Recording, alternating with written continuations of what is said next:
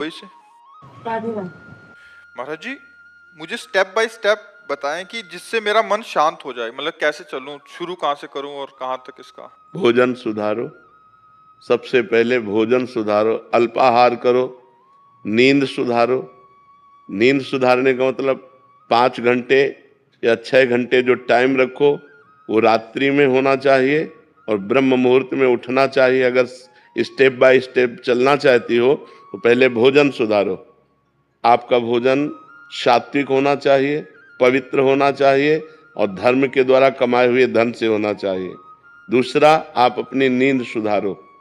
नींद में 6 घंटे सोने को होने चाहिए। 10 बजे से लेकर 4 बजे तक कितना समय हुआ है? हाँ, 4 बजे ठीक ब्रह्म मुहूर्त में उठ जाओ। अगर आपको ठीक चलना है, भजन करना है, तो ये 7, 8, 8 बजे तक जो 9, 9 बजे तक सोते हैं, ये स्टेप बाय स्टेप भजन कर पाएंगे। इनका जीवन ही व्यर्थ है। सूर्य भगवान उदय हुए और जो सैया में सो रहा है उसकी आयु, श्री, कीर्ति, बुद्धि सब नष्ट हो जाती है। जिसका भोजन ठीक और जिसका शयन ठीक और जबान सुधारो। हर समय नाम जप करो, मौन का आश्रय लो। अगर उत्तर देना है तो उचित शब्दों का उत्तर दो, व्यर्थ की वार्ता ना करो। वाणी संयम में, जिसका सुनना संयम में। हम गंदी बातें न सुने, प्रपंच न सुने, भगवान की लीला कथा सुने, भगवान की चर्चा सुने, संत वाणी सुने, शास्त्रों की वाणी सुने, तो हमारी श्रवण इंद्री पवित्र। जब हमारी एक एक इंद्री पवित्र हो जाएगी तब हमारा मन भगवान में लगने लगेगा। और समस्त शास्त्रों में वर्णन है, नवधा भक्ति से श्रेष्ठ कोई साधना नहीं है।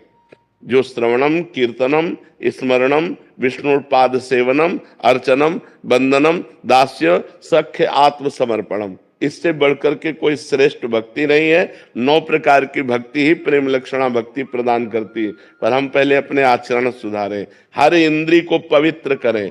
अब जो व्यभिचार करते हैं, गंदी आदतें, गंदे आचरणों में, और वो सोचे कि हम भक्ति, तो भक्ति का नाटक कर लें, भक्ति नहीं हो सकती।